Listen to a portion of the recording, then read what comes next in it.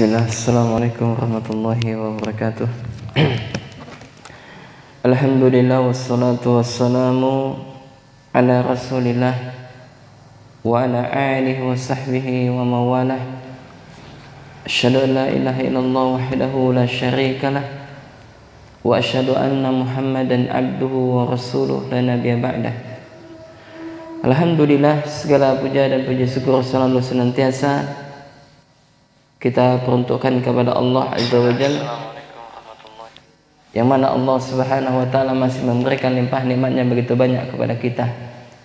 Semoga salam dan salawat senantiasa tetap tercurahkan kepada junjungan Nabi besar kita Muhammad bin Abdullah, kepada keluarganya, sahabatnya, dan juga kepada umatnya yang senantiasa berusaha mengikuti jejak langkah beliau.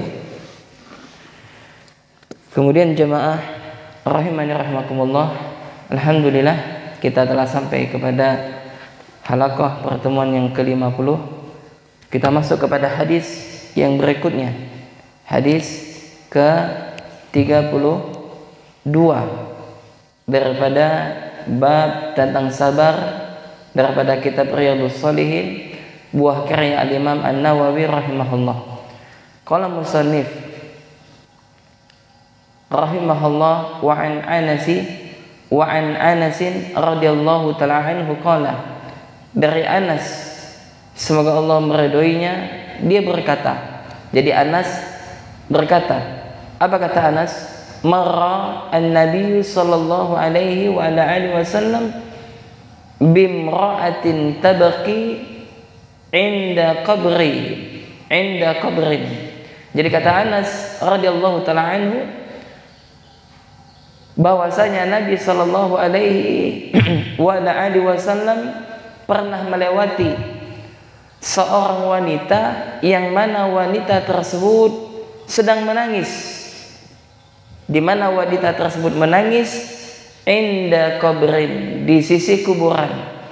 Ya, jadi Nabi melewati, ya, lalu Nabi apa? Ya, Nabi berjalan bersama sahabat, salah satunya bersama Anas dan sahabat-sahabat yang lain. Maka Nabi melihat seorang wanita, yang mana wanita tersebut sedang sedang menangis. Ya, di mana? Di sisi kuburan. Ya, mungkin wanita ini baru mendapatkan ujian, baru saja ditimpa musibah. Faqala, maka Rasulullah sallallahu alaihi wa ala alihi wasallam bersabda, ittaqillah wasbiri, kata Nabi. Apa kata Nabi? Bertakwalah engkau kepada Allah dan bersabarlah. Jadi Nabi datang, maka Nabi memberikan nasihat kepada wanita tersebut. Apa yang Nabi nasihatkan? Dua. Pertama, ittaqillah, bertakwalah engkau kepada Allah, dan yang kedua, fasbiri, bersabarlah, kata Nabi. Maka sang wanita ini mengatakan, faqalat, maka dia mengatakan, ilaika anni fa innaka lam tusab bimusibati. Ya, apa kata wanita tersebut? Dia mengatakan, ya, ilaika anni, menjauhlah engkau dariku, katanya. Kenapa? Beliau melanjutkan, fa innaka lam tusab bimusibati, karena sesungguhnya engkau tak ditimpa musibah sebagaimana diriku ditimpa musibah. Tak tahu wanita itu siapa yang berkata. Dia adalah Rasulullah yang memberikan nasihat kepada dirinya. Maka walam ta'rifhu, ya, yang mana disebutkan di sini oleh Anas bahwasanya beliau tak mengetahui bahwasanya yang berkata itu adalah Rasulullah. Faqila laha, maka dikatakan kepada wanita tersebut, innahu nabiyyu sallallahu alaihi wa alihi wasallam, sesungguhnya yang berkata kepada anda tadi itu adalah Rasulullah. Ya, itu adalah Rasulullah. Ya, itu adalah Rasulullah. Ya, maka ketika sang wanita tersebut mengetahui bahwasanya yang datang itu adalah Rasulullah, yang berbicara kepada dirinya itu adalah Rasulullah, ya, sallallahu alaihi wa alihi wasallam, fa'atat baban Nabi sallallahu alaihi wa alihi wasallam, maka dia pun datang kemana? Ke pintu Nabi. Maksudnya dia datang ke rumah Nabi. Ya, Kemudian falam tajid indahu bawabina faqalat lam a'rifka. Ya, maka dia mendatangi rumah Nabi sallallahu alaihi wasallam. Ya, akan tetapi apa? Ketika dia datang ke rumah Nabi, maka tidak ada seorang pun yang menjaga pintu Nabi. Faqalat, maka dia pun berkata, sang wanita tersebut, lam a'rifka, sesungguhnya aku tak mengetahui bahwasanya engkau itu adalah Rasulullah.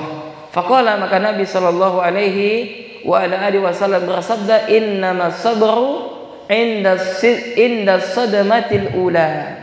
Jadi kata Nabi sallallahu alaihi wasallam, ya, Nabi menyebutkan, yakni sesungguhnya sabar itu adalah ketika di awal Anda mendapatkan musibah.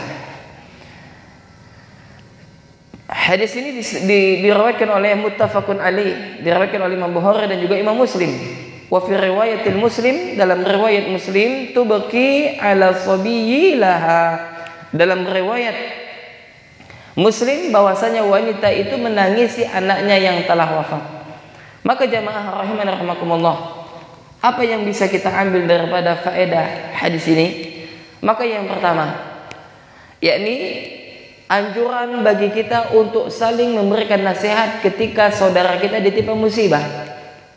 Ya, apa kata Rasulullah sallallahu alaihi wasallam dalam hadis yang diriwayatkan oleh Imam An-Nawawi rahimahullah dalam kitabnya Hadis Arba'in, ad-dinu nasihat.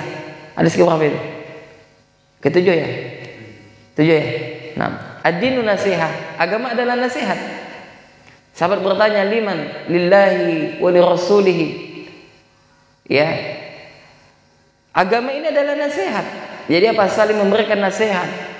Ya, dan Allah Subhanahu wa taala menyebutkan dalam Al-Qur'an surah Al-Asr, wal asr innal insana lafi husr illa alladzina amanu wa 'amilus shalihat wa tawassaw bil haqq wa tawassaw bis sabr.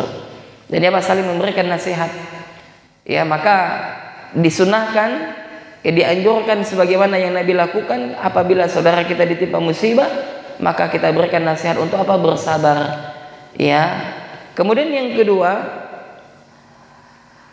faedahnya adalah hendaknya apabila kita ditimpa musibah, maka kita harus bersabar.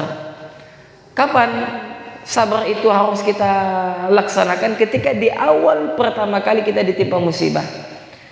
Ya, dikatakan sabar itu adalah ketika pertama kali kita ditimpa musibah. Contoh misalkan seseorang ditimpa suatu musibah penyakit misalkan.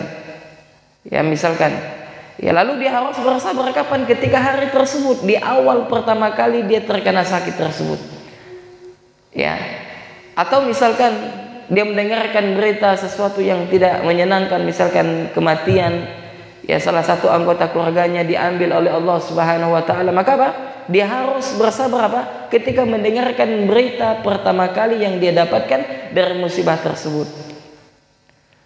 Sebagaimana wanita ini ketika Rasulullah sallallahu alaihi wasallam melewati, sedangkan wanita tersebut sedang menangis di sisi kuburan, maka disebutkan oleh riwayat Imam Muslim bahwasanya yang wafat itu adalah anaknya. Maka Nabi mengatakan apa? Ittaqillah, kata Nabi. Ya, bertakwalah engkau kepada Allah, wasbiri, dan bersabarlah. Maka di awal. Kemudian faedah yang ketiga, bahwasanya buah daripada takwa itu akan mendorong seseorang itu bersabar atas segala takdir Allah Azza wa Jalla. Buah daripada takwa adalah akan ada senantiasa sifat sabar pada diri-diri orang-orang yang bertakwa. Makanya jamaah rahimani rahimakumullah, kalau kita bertakwa kepada Allah, maka harus ada sifat sabar pada diri kita. Kemudian faedah yang keempat, bahwasanya segala sesuatu itu telah Allah takdirkan. Semuanya, hatta pertemuan kita subuh ini pun telah Allah takdirkan. Telah Allah catat kapan? Ya, di dalam Lauh Mahfuz. Sesuatu yang telah Allah takdirkan, maka itu sesuatu pasti akan terjadi. Makanya jamaah, salah satu buah daripada takdir, buah manis daripada takdir adalah kita akan berusaha ridho terhadap semua takdir yang telah kita hadapi.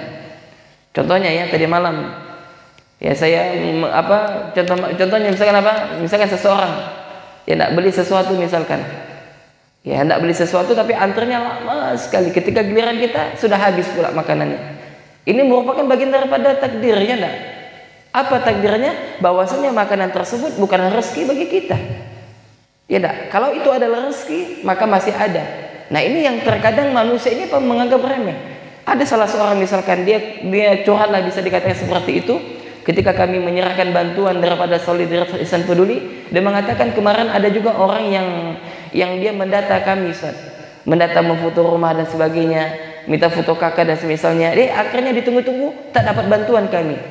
Maka kita katakan itulah namanya belum rezeki. Kalau sudah rezeki, maka dia akan datang sebagaimana maut mendatangi Anda.